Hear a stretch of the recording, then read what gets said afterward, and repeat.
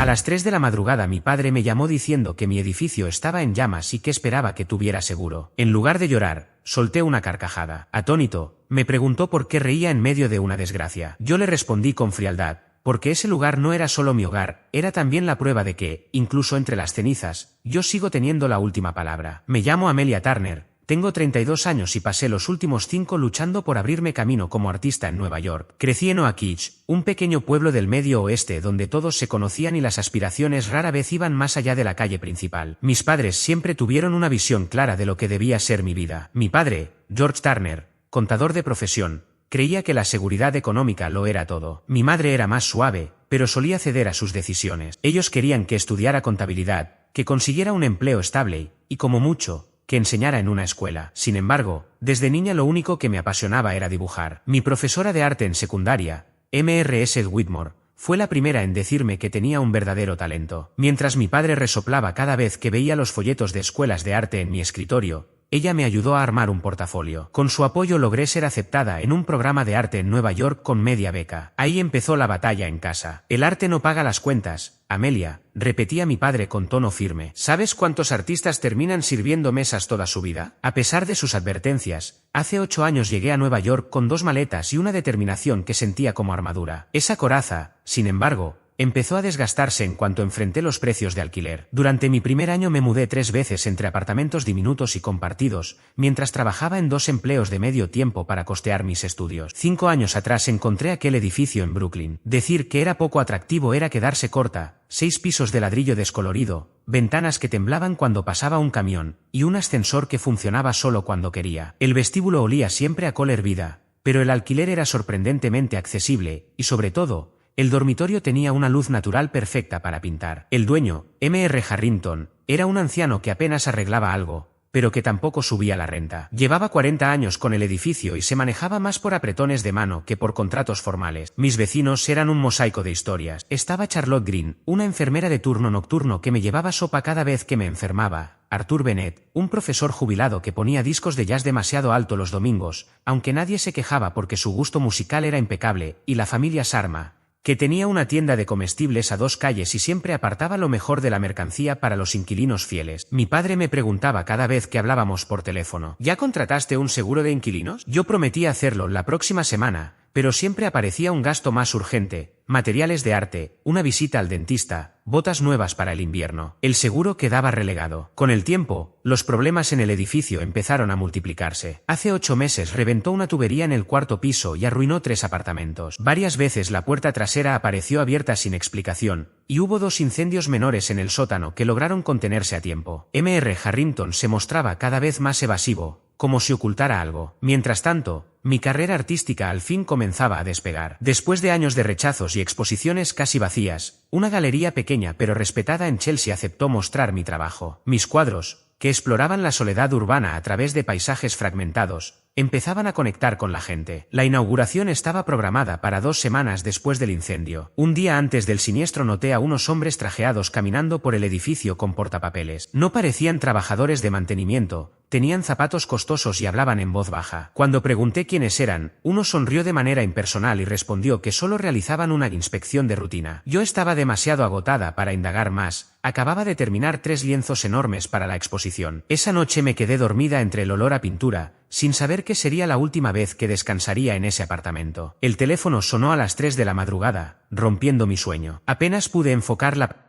pantalla brillante donde aparecía el nombre de mi padre. ¿Mamá está bien?, pregunté alarmada. Amelia, tu edificio está ardiendo. Lo están transmitiendo en vivo. Empezó en el 3er piso y se extendió rápido. Dicen que toda la estructura puede venirse abajo. Dime que no estabas allí. Fue entonces cuando no pude contener la risa. Una risa tan absurda que mi padre perdió la paciencia. ¿Por qué te ríes? ¿Tienes seguro al menos? No estoy en el edificio, papá, logré decir entre carcajadas. Gracias a Dios. Pero, ¿qué te pasa? Vas a perderlo todo. Lo que él no sabía era que, por una corazonada, la noche anterior había decidido llevar todas mis obras terminadas a la galería. Estaba tan cansada después de instalarlas que la directora, Sophie Clarke, insistió en que durmiera en el sofá de su oficina en lugar de regresar a casa. Esa decisión impulsiva fue lo que me salvó de perder años de trabajo. La ironía era difícil de ignorar. Después de años escuchando a mi padre, George Turner, repetirme una y otra vez la importancia de cuidar mis pertenencias. Justo la única noche en la que no estaba en casa fue cuando ocurrió lo impensable. Sin embargo, lo más valioso que tenía, mis pinturas, estaba guardado en otro lugar. Esa certeza, aunque me trajo un instante de alivio, se desvaneció de inmediato cuando un pensamiento aterrador me golpeó de lleno. Papá, tengo que irme, le dije con urgencia. Necesito saber si mis vecinos lograron salir. Colgué antes de que pudiera responderme y marqué el número de Charlotte Green, mi vecina enfermera. No contestó. Lo intenté con Arthur Bennett, el profesor jubilado del edificio,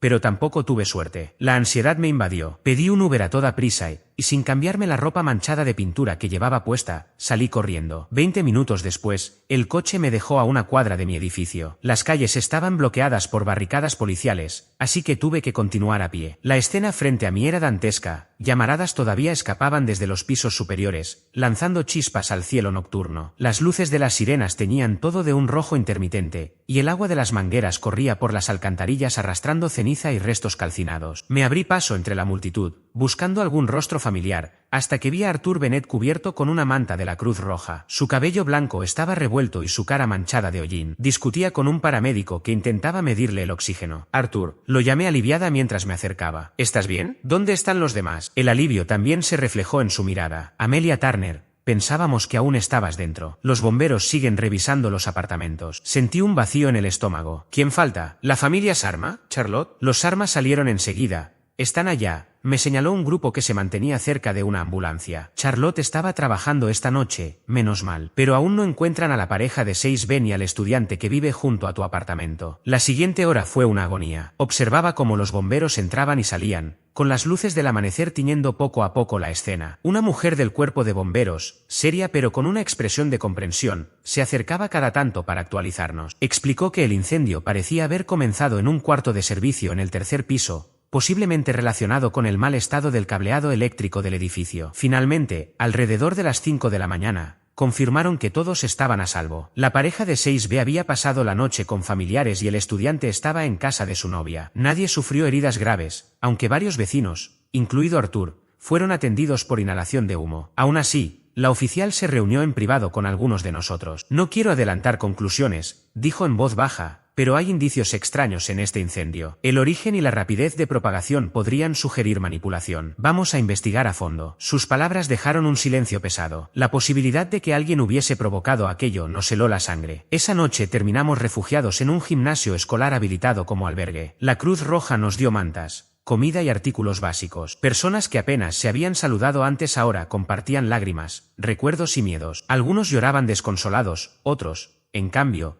se quedaban inmóviles, sin palabras. Yo estaba en un estado extraño, compartía la tristeza de mis vecinos, pero, en secreto, sentía un alivio casi insoportable al saber que mis pinturas estaban seguras. Esa contradicción me llenaba de culpa. Intenté dormir en una de las literas, pero no lo logré. El teléfono no paraba de sonar con mensajes de amigos que habían visto las noticias y de Sophie Clarke, mi amiga galerista, que quería asegurarse de que estuviera bien. También mis padres discutían si debían viajar a Nueva York inmediatamente. Al amanecer, salí del gimnasio para devolver la llamada a mi padre. Estoy bien, papá. Todos logramos salir, lo tranquilicé. Gracias a Dios, respondió con un suspiro de alivio. Pero, Amelia, todas tus cosas estaban en ese apartamento. Dime que al menos tenías seguro de alquiler. Ese era el tema que había evitado durante años, y ahora la verdad salió sin remedio. ¿No? Papá, nunca lo contraté. Hubo un silencio largo al otro lado de la línea. Yo esperaba el sermón, el inevitable te lo advertí. Pero en su lugar, solo suspiró otra vez. Ya lo resolveremos. Tu madre y yo haremos lo que podamos para ayudarte. Colgué mirando de nuevo el edificio desde lejos. Nuestros hogares, tal como los conocíamos, habían desaparecido en cuestión de horas. A las 8 de la mañana, muchos vecinos nos agrupamos frente a las vallas policiales. Con la luz del día, el desastre era todavía más evidente. El edificio parecía un animal herido, ventanas reventadas, ladrillos ennegrecidos y agua escurriendo de cada rincón. El aire estaba impregnado del olor a ceniza húmeda y plástico quemado. Permitieron que pequeños grupos entraran acompañados por bomberos para recuperar lo esencial. Cuando llegó mi turno, me asignaron a un joven bombero que parecía apenas mayor de 20 años. Solo 15 minutos, me advirtió. Llévate lo indispensable, documentos, medicinas, lo básico. El recorrido fue desolador. El vestíbulo, ya de por sí sombrío, era ahora un lodazal. Cada piso estaba peor que el anterior, hasta que llegamos al cuarto donde estaba mi apartamento. Contra todo pronóstico, los daños allí fueron menores, agua,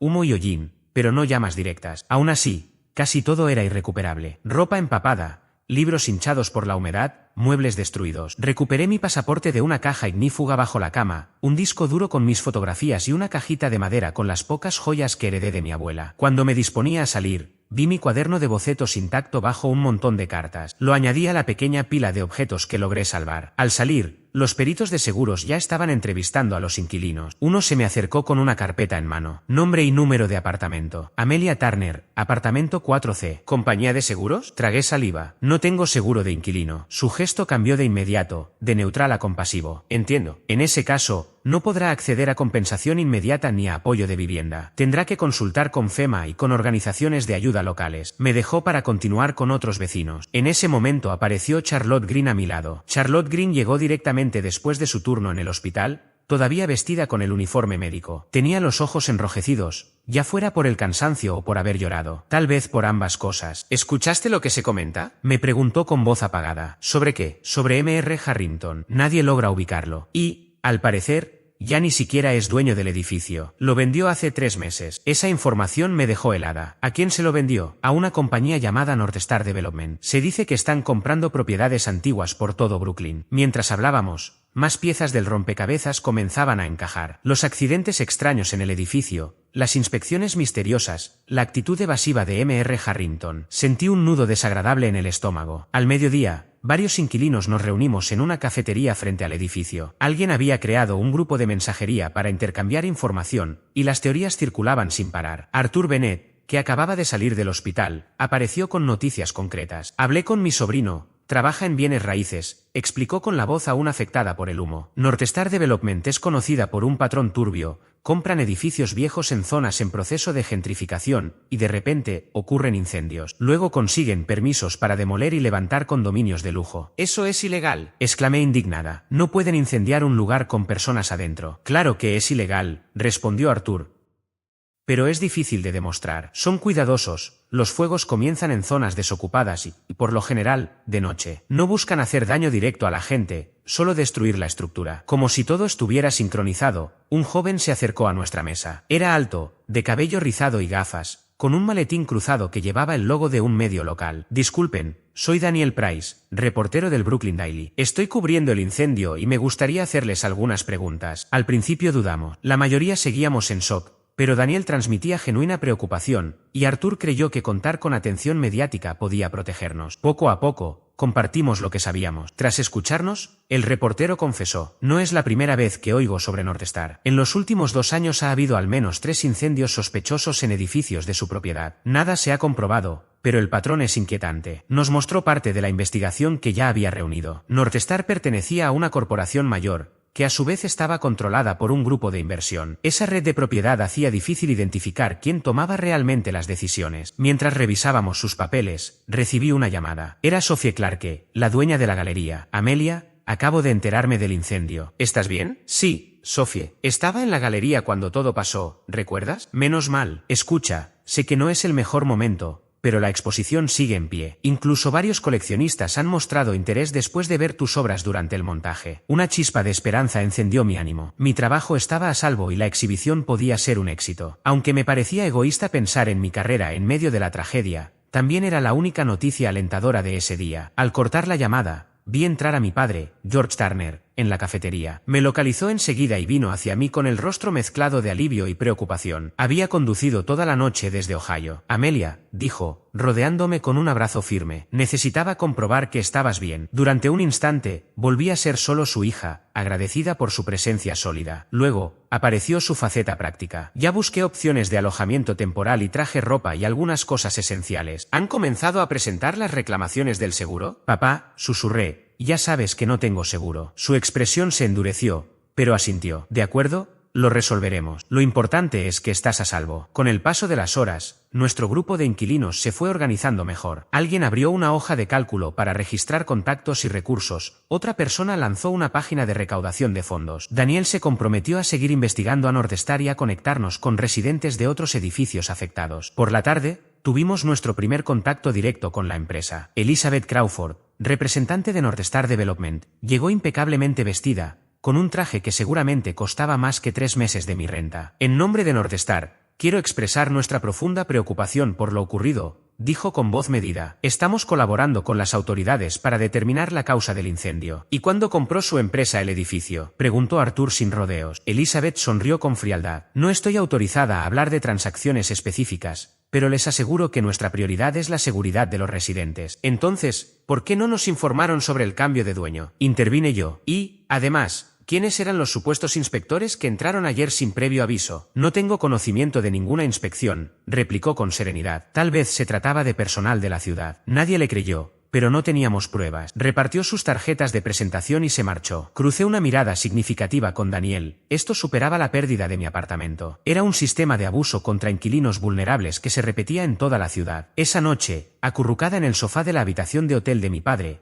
tomé una decisión. No me mudaría sin más. Descubriría la verdad y haría que Northstar respondiera, no solo por mí, sino por todos mis vecinos que lo habían perdido todo. A la mañana siguiente, me reuní con Daniel en una cafetería antes de que fuera a la oficina de registros. Habíamos acordado colaborar en la investigación. Para él era una gran historia, para mí, un asunto de justicia. La clave es conectar las propiedades, me explicó. Si demostramos que tenían un interés económico en desalojar a inquilinos con renta controlada y vinculamos eso con los incendios, las autoridades tendrán que actuar. Pasé el día contactando vecinos y armando una cronología detallada de incidentes previos al fuego. Charlotte recordó haber visto a obreros desconocidos en la sala de mantenimiento días antes. Arthur, en cambio, mencionó una fuerte discusión entre Mr. Harrington y un hombre con traje caro, ocurrida un par de semanas atrás. Mientras tanto, mi padre insistía en que debía concentrarme en rehacer mi vida. Amelia, tienes que buscar un nuevo lugar donde vivir, me repitió durante el almuerzo. Necesitas ropa, muebles, lo básico. Deja que la policía investigue. La policía no lo ve como prioridad, papá. Para ellos es un incendio más, a menos que se demuestre lo contrario. Y mientras tanto, estos desarrolladores siguen destruyendo vidas. Él me miró con dolorosa seriedad. Entiendo tu rabia, pero no eres detective ni abogada. Era imposible no sentir la presión del tiempo. Me repetía a mí misma, concéntrate en tu exposición, faltan solo 10 días. Sin embargo, mi mente no lograba enfocarse. Me empeñaba en convencerme de que podía con todo, aunque en el fondo dudaba. La realidad económica era implacable. Sin un seguro de inquilinos había perdido cerca de $30.000 en pertenencias, y mi cuenta bancaria apenas alcanzaba para cubrir un mes de renta, suponiendo que lograra encontrar un departamento sin la comisión de un corredor. La exposición en la galería podía significar un alivio económico, pero nada garantizaba que realmente generara ingresos. Mientras tanto, la comunidad de vecinos, que en otros tiempos había sido unida, comenzó a dispersarse. Algunos se mudaron con familiares o amigos en las afueras, otros consiguieron alojamiento temporal gracias a organizaciones de ayuda. Nuestro chat grupal se fue apagando, cada uno atrapado en sus propias urgencias. 3 días después del incendio, Northstar mostró sus cartas. Elizabeth Crawford,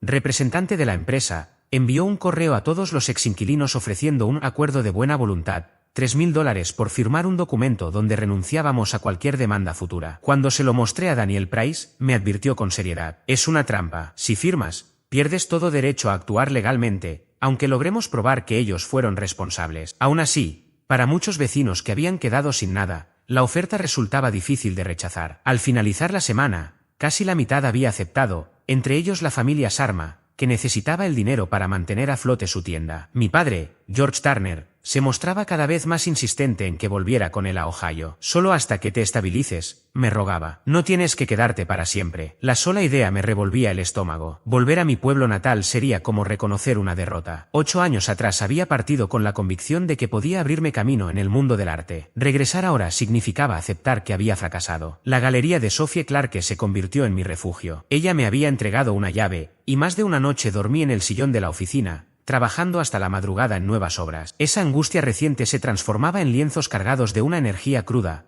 casi visceral, que hasta yo reconocía como poderosa. Gracias a los contactos de Daniel, conocimos a Josephine Barker, una abogada especializada en derechos de inquilinos. Nos recibió en su pequeña oficina, saturada de expedientes. Será un proceso complicado, nos advirtió. Estas compañías saben cómo cubrirse, subcontratan, diluyen responsabilidades, esconden las decisiones tras capas de intermediarios. Rastrear la cadena es casi imposible. ¿Casi? Insistí. Una sonrisa leve cruzó su rostro. No del todo imposible, pero requiere tiempo y recursos que la mayoría de ustedes no posee. A la salida, Arthur Bennett, nuestro vecino jubilado, exhaló un suspiro resignado. Amelia, Tengo 82 años. No puedo pasarme años en tribunales. Solo necesito un lugar donde vivir. Sus palabras me golpearon con fuerza. Mientras yo podía deambular de sofá en sofá y empeñarme en luchar, muchos enfrentaban realidades más duras e inmediatas. La tensión aumentó cuando recibí un mensaje de voz de un número desconocido. Señorita Turner, le recordamos que insistir con acusaciones sin fundamento puede constituir difamación. Northstar defenderá su reputación con todos los medios. La voz era de una mujer,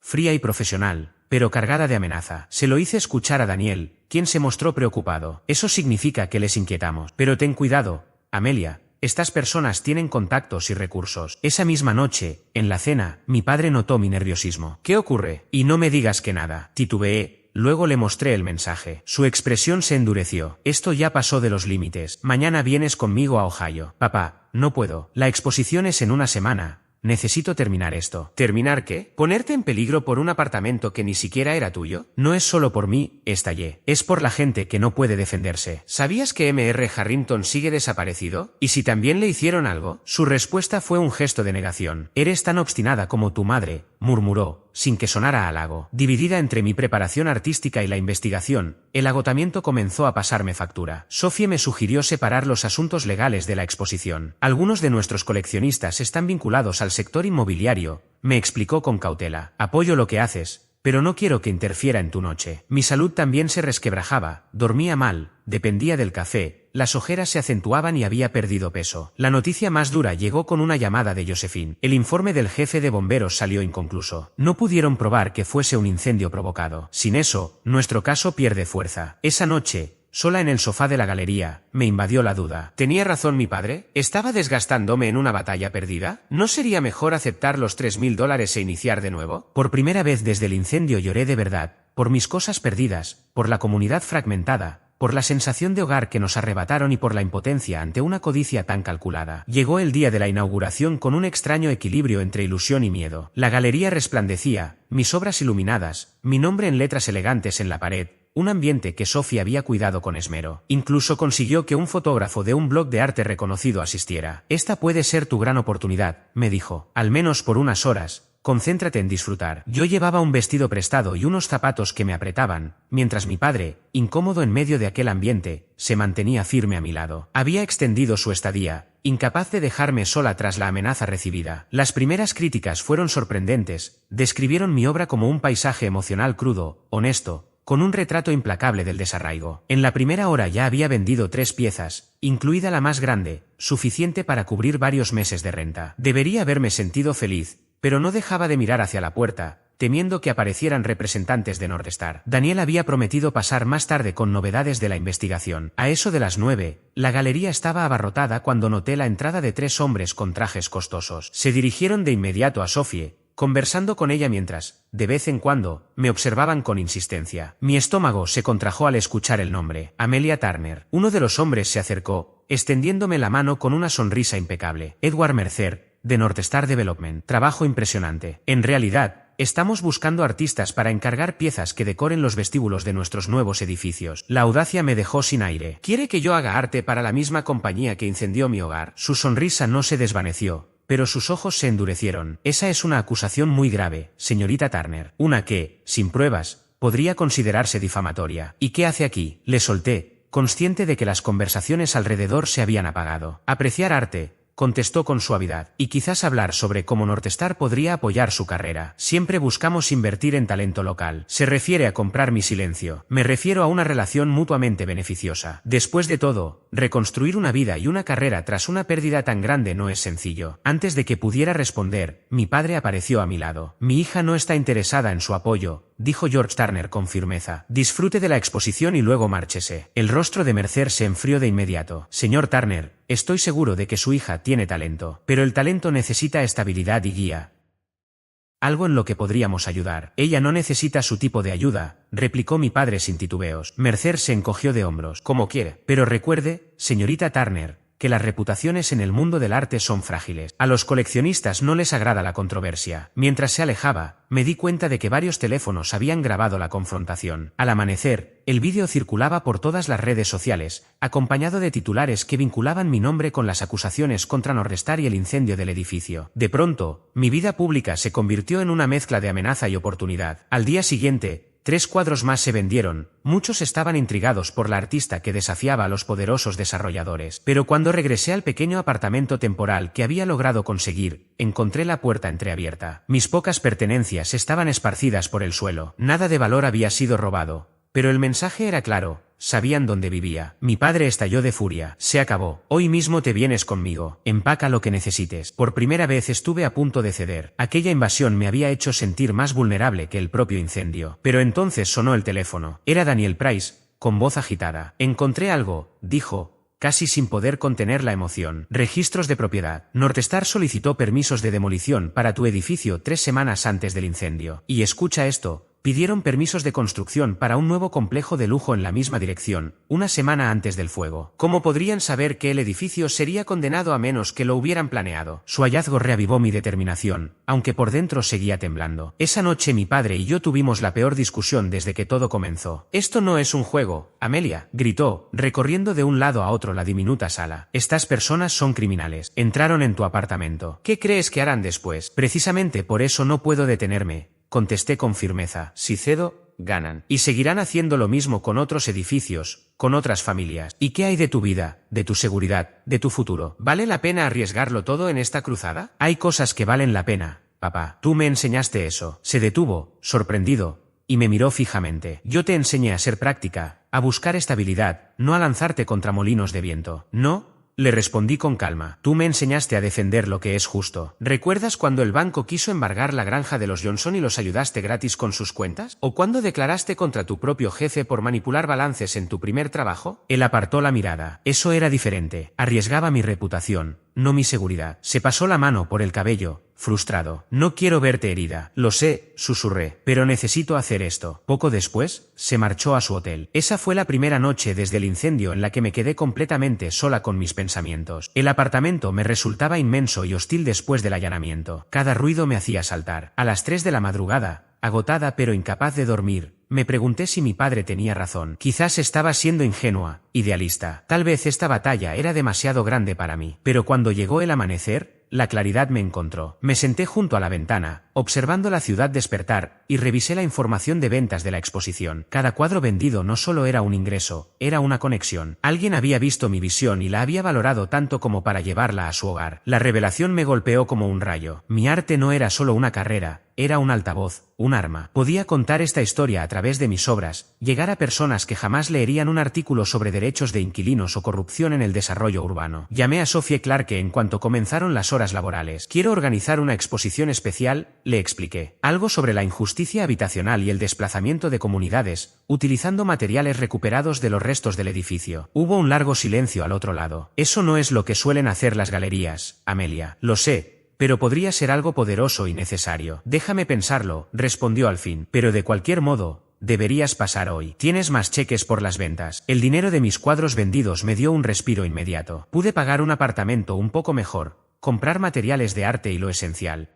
Pero lo más importante era que me permitió rechazar la nueva oferta de Northstar, que habían aumentado a $5.000. Contacté a los antiguos vecinos y propuse un nuevo enfoque. En lugar de limitarnos a pelear en los tribunales, debíamos enfrentarlos también en la opinión pública. Los artículos de Daniel Price ya habían generado interés, pero una instalación artística podía alcanzar a otro público. Muchos se mostraron escépticos, pero Arthur Bennett me sorprendió con su entusiasmo. «A mi edad, he aprendido que a veces el camino indirecto es el más efectivo», dijo. «Golpéelos donde no lo esperan». En los días siguientes, nos reunimos en lo que quedaba del edificio, recolectando fragmentos chamuscados de la estructura y objetos personales demasiado dañados para usarse, pero imposibles de desechar. Cada pieza contenía una historia, un pedazo de la vida de nuestra comunidad. Mientras tanto, Daniel continuaba su investigación, descubriendo vínculos entre Northstar y varios funcionarios de la ciudad que habían acelerado los permisos de construcción. Un ex empleado de Northstar aceptó hablar bajo anonimato y describió las prácticas de la empresa. Lo llamaban vacancia acelerada. Nunca daban órdenes directas de provocar incendios, pero dejaban muy claro que las bonificaciones dependían de desalojar los edificios con rapidez. La noticia de nuestro proyecto comenzó a difundirse, y distintas organizaciones de vivienda y grupos de inquilinos se sumaron a la causa. Lo que había empezado como una lucha personal empezaba a transformarse en un movimiento colectivo. Una noche, mientras revisaba materiales recuperados en el pequeño apartamento que subarrendaba, escuché un golpe en la puerta. Tras el allanamiento anterior, actuaba con cautela, así que miré por la mirilla. Para mi sorpresa, era mi padre, George Turner, con una maleta en la mano. Papá, abrí confundida. Pensé que habías regresado a Ohio. Lo hice, respondió entrando, pero volví. Pedí una licencia en el trabajo. Dejó la maleta en el suelo y me miró con seriedad. Porque tenías razón, sobre alzar la voz y sobre lo que yo mismo te enseñé de defender lo correcto. No entiendo del todo este proyecto artístico tuyo,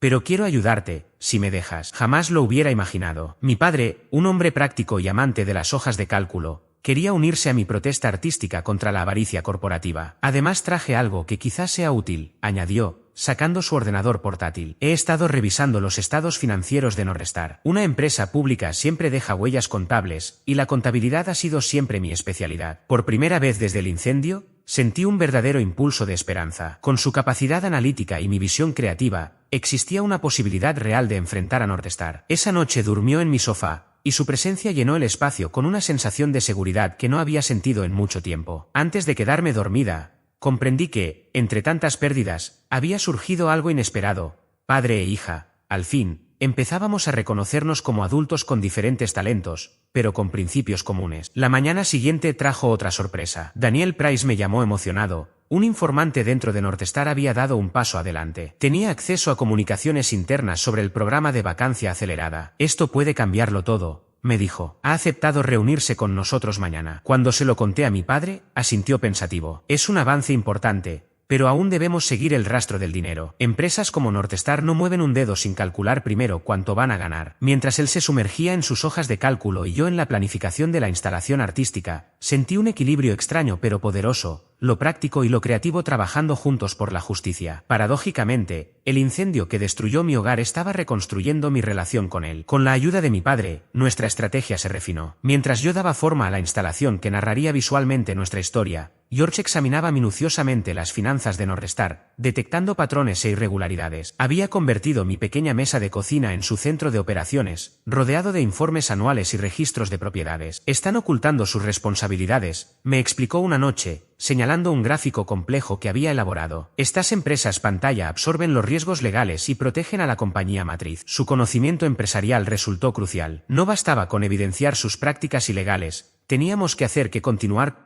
con ellas resultara financieramente insostenible. La instalación tomó forma en un almacén que nos cedieron. Construí una réplica a escala de nuestro edificio, utilizando madera quemada y objetos derretidos rescatados del lugar. Dentro de cada apartamento, antiguos inquilinos aportaron pertenencias y relatos de sus vidas antes del incendio. La colección de discos de jazz de Arthur Bennett, deformada por el calor pero aún reconocible, un dibujo infantil hallado en el apartamento de la familia Sharma, mis propios pinceles, ennegrecidos pero útiles todavía. Llamamos a la exposición Vacancia Acelerada, apropiándonos del término interno de Northstar. Los artículos de Daniel Price atrajeron gran atención y organizaciones de vivienda ayudaron a difundir el mensaje. Mi protesta individual se transformaba en un movimiento comunitario. Al mismo tiempo, nuestra informante, Tanya Reed, ex asistente administrativa de Northstar, aportó pruebas clave. Había copiado correos electrónicos en los que se hablaba de preparativos en nuestro edificio días antes del incendio. Aunque no contenían órdenes explícitas, el lenguaje y la coincidencia temporal eran lo bastante sospechosos como para justificar una investigación. Nunca escribían nada incriminatorio, nos explicó en voz baja durante una reunión en una cafetería,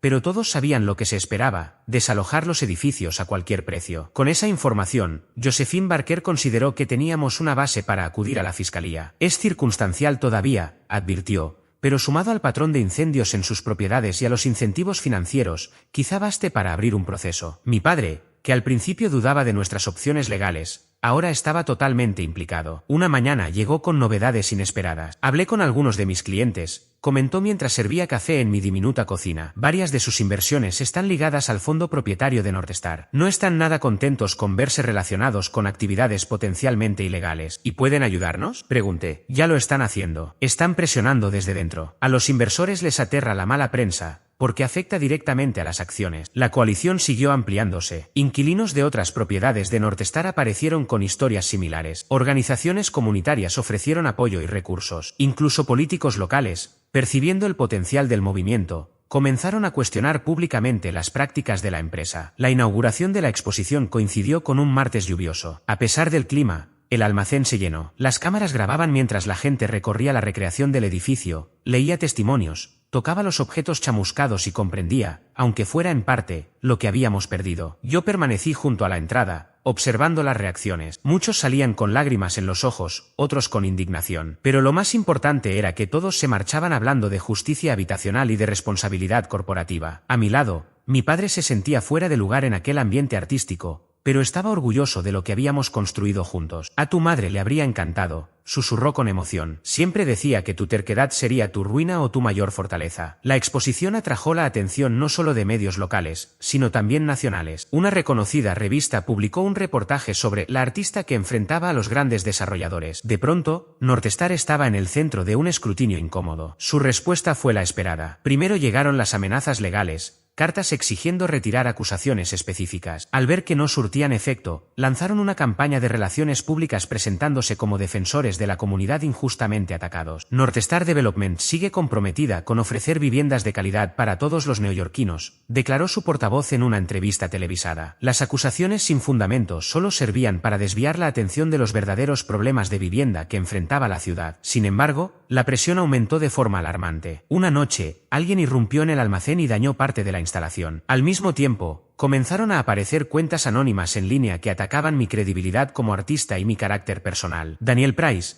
el reportero que seguía cubriendo nuestra historia, recibió advertencias de que su trabajo podría estar en riesgo si no dejaba el tema. En medio de todo aquello, mi padre, George Turner, se mantuvo sorprendentemente firme. Cuando yo, todavía temblando de dudas tras el allanamiento, le confesé mi miedo, él respondió con calma: si están luchando con tanta fuerza, es porque hemos tocado un punto sensible. Trabajar juntos en esta causa reparó la relación entre nosotros. Aprendí a valorar su mente analítica y sus principios inquebrantables, mientras que él comenzó a comprender mi necesidad de expresarme a través del arte y mi búsqueda de justicia social. Éramos personas distintas, con visiones opuestas sobre la vida, pero esa lucha nos había unido en un mismo propósito. Después de semanas de insistencia, la oficina de la fiscalía accedió a recibirnos. La fiscal asistente, una mujer seria llamada Gloria Matthews, escuchó con atención cada prueba que le presentamos. Esto es preocupante, reconoció, especialmente el patrón que se repite en varias propiedades. Pero construir un caso penal será difícil. Estas compañías cuentan con abogados muy hábiles. Y nosotros también, replicó mi padre con convicción. Además, tenemos algo que ellos no, la verdad. Era tan inusual escuchar una declaración tan enfática de alguien normalmente tan pragmático como él, que casi solté una risa. Sin embargo, la fiscal pareció impresionada por su seguridad. Asignaré a un investigador, nos aseguró. Pero estos casos requieren tiempo, a veces años. El tiempo, sin embargo, era un lujo que muchos de nuestros aliados ya no tenían. Arthur Bennett, nuestro vecino jubilado, se había mudado con su sobrino a Nueva Jersey. La familia Sharma luchaba por mantener abierto su negocio sin los clientes habituales de nuestro edificio. Otros miembros de la coalición habían tenido que abandonar la ciudad. Necesitábamos una victoria inmediata. Fue entonces cuando mi padre tuvo una revelación. Una noche, entró en mi habitación y extendió montones de papeles sobre mi cama, ya que la mesa estaba repleta de mis materiales artísticos. He revisado los registros de inspección, me dijo con determinación. Hay un patrón. Los mismos inspectores aprueban edificios de esta empresa aun cuando presentan claras violaciones de código. ¿Crees que fueron sobornados?, pregunté incrédula. Creo que deberíamos seguir el rastro del dinero, respondió. Me mostró una hoja de cálculo que rastreaba pagos de una filial de Northstar hacia una consultora propiedad del cuñado del subcomisionado de construcciones de la ciudad. Ese hallazgo revitalizó nuestra investigación. Daniel Price empezó a indagar las conexiones entre los ejecutivos de Northstar y funcionarios municipales. Por su parte, Josephine Barker, nuestra abogada, comenzó a preparar la documentación para un caso de corrupción más amplio. Northstar, al darse cuenta del giro que tomaban los acontecimientos, hizo un último intento por silenciarnos. Una tarde, Elizabeth Crawford, representante de la compañía, apareció en mi apartamento sin previo aviso con una oferta sorprendente. $100,000, anunció, deslizando un contrato sobre mi diminuta mesa de café, más una vivienda garantizada en cualquier propiedad de Northstar que elija. Solo pedimos que ponga fin a esta campaña y firme un acuerdo de confidencialidad. La cifra era impactante. Con ese dinero podría asegurar mi futuro, impulsar mi carrera artística y resolver de inmediato todos mis problemas. Por un instante me sentí tentada. Mi padre, que había escuchado todo en silencio, intervino finalmente. ¿Y qué pasará con los demás inquilinos? ¿Y con el próximo edificio que Northstar decida destruir? La sonrisa de Crawford se endureció. Esta oferta es únicamente para la señorita Turner. Reconocemos su influencia en este asunto. En otras palabras, ¿quieren comprar su silencio para seguir con lo mismo?, replicó mi padre. Empujé el documento de regreso hacia ella. No estoy interesada. Al marcharse, mi padre me miró con un respeto renovado. Eso fue mucho dinero para rechazarlo. Hay cosas que valen más que el dinero, le respondí, repitiendo una lección que él mismo me había enseñado tiempo atrás. aunque ninguno de los dos había notado que yo lo había comprendido. Pocos días después, logramos nuestro primer gran avance gracias a las pruebas sobre las inspecciones irregulares. La ciudad inició una investigación formal contra el Departamento de Construcción. 2 inspectores fueron suspendidos mientras revisaban sus casos. Poco después, supimos que los inversores comenzaban a retirarse de la empresa matriz de Northstar, lo que provocó una caída significativa en sus acciones. La presión financiera surtía efecto donde los argumentos morales no lo habían hecho. Finalmente, casi 3 meses después del incendio, la Fiscalía anunció una investigación oficial contra Northstar por fraude, negligencia temeraria y posible conspiración de incendio provocado. No era aún una condena, pero sí un comienzo. Sobre todo, representaba una validación. Todo lo que habíamos denunciado estaba siendo tomado en serio. Ya no éramos simples inquilinos molestos ni teóricos de conspiración, sino ciudadanos exigiendo rendición de cuentas. Aquella noche, mi padre y yo celebramos en mi modesto apartamento con comida china para llevar, sentados en mis muebles de segunda mano y comiendo directamente de las cajas. Fue entonces cuando comprendí cuánto había cambiado nuestra relación. Estoy orgulloso de ti, Amelia, me dijo mientras tomaba el último rollito de primavera. Tu madre siempre decía que llevabas fuego en el corazón. Antes eso me preocupaba. Ahora veo que es tu mayor fortaleza. No podría haber hecho nada sin ti, admití. Tus hojas de cálculo y tu instinto financiero marcaron la diferencia. Él sonrió con calidez. Quizá formamos un buen equipo al final, la artista y el contador. Al brindar con vasos de agua, sentí una paz que no había experimentado en mucho tiempo. A pesar de toda la incertidumbre que todavía quedaba por delante, sin importar lo que ocurriera con Northstar, mi padre, George Turner, y yo habíamos logrado reencontrarnos gracias a esta lucha. Algunos edificios podían haberse reducido a cenizas, pero al mismo tiempo otras bases se habían fortalecido. Un año después del incendio, me encontraba en la sala del tribunal cuando se anunció el veredicto. El caso contra Northstar había avanzado con una rapidez inesperada. Una vez que se destaparon las conexiones de corrupción, 3 altos ejecutivos enfrentaron cargos criminales por conspiración y negligencia temeraria. Además, la compañía fue obligada a pagar una indemnización sustancial a todos los antiguos inquilinos. Sentado junto a mí, mi padre me tomó de la mano mientras el juez leía la resolución. Su licencia temporal se había convertido en una jubilación anticipada, ya que decidió dedicarse por completo a nuestro caso. Habíamos recorrido juntos el complejo camino legal, reuniendo pruebas y apoyando a nuestra comunidad de vecinos desplazados. Tras tantos meses de lucha, la victoria se sentía irreal. Fuera de la corte, los reporteros esperaban, y Josephine Barker habló en nombre de todos los inquilinos. El veredicto de hoy envía un mensaje claro: ninguna corporación está por encima de la ley, declaró con firmeza. La vivienda es un derecho humano, no un simple producto destinado a la explotación. Esa noche celebramos en el centro comunitario que había nacido del trabajo de nuestra organización. El dinero del acuerdo no solo sirvió para compensar a cada familia, sino también para crear una asociación de justicia habitacional y financiar un nuevo desarrollo de vivienda asequible en el mismo terreno donde estuvo nuestro antiguo edificio. Arthur Bennett regresó desde Nueva Jersey para formar parte de la junta directiva de esta nueva organización. La familia Sharma planeaba abrir un supermercado en la planta baja del edificio. Muchos exresidentes habían asegurado departamentos en el nuevo complejo, garantizando que nuestra comunidad permaneciera unida. Mientras las personas compartían comida y recuerdos, encontré un momento de calma con mi padre junto a las ventanas que daban hacia el sitio de la construcción. ¿Te conté alguna vez por qué me reí esa noche cuando me llamaste para decirme lo del incendio? Le pregunté. Él negó con la cabeza. Siempre me lo he preguntado. No fue solo alivio por mis cuadros, le expliqué. Fue darme cuenta de que todo lo que pensaba que necesitaba en realidad no era lo que importaba. Durante años me obsesioné con demostrar que podía triunfar como artista, y perdí de vista por qué creaba arte desde el principio. ¿Y por qué lo haces?, preguntó. Señalé a la gente que nos rodeaba, ese grupo diverso que se había convertido en una familia para mí durante todo el proceso. Para conectar, para contar historias que de verdad importen. El fuego destruyó mis cosas, pero me dio un propósito. Mi padre asintió en silencio. Tuve una revelación parecida. Todos esos años en los que intenté empujarte hacia la estabilidad, creí que te estaba protegiendo. Pero, a veces, la verdadera seguridad nace de luchar por lo que es justo, incluso cuando parece arriesgado. El camino de sanación no había sido sencillo. Los primeros meses tras el incendio estuvieron marcados por la conmoción y el duelo. Lloré la pérdida de mi espacio, mis rutinas y de todas las pequeñas comodidades que conformaban mi vida diaria. Hubo noches en que me quedé dormida entre lágrimas, abrumada por la magnitud de lo que enfrentábamos. Luego llegó la fase de la rabia, alimentada por cada nueva evidencia de las acciones deliberadas de Northstar.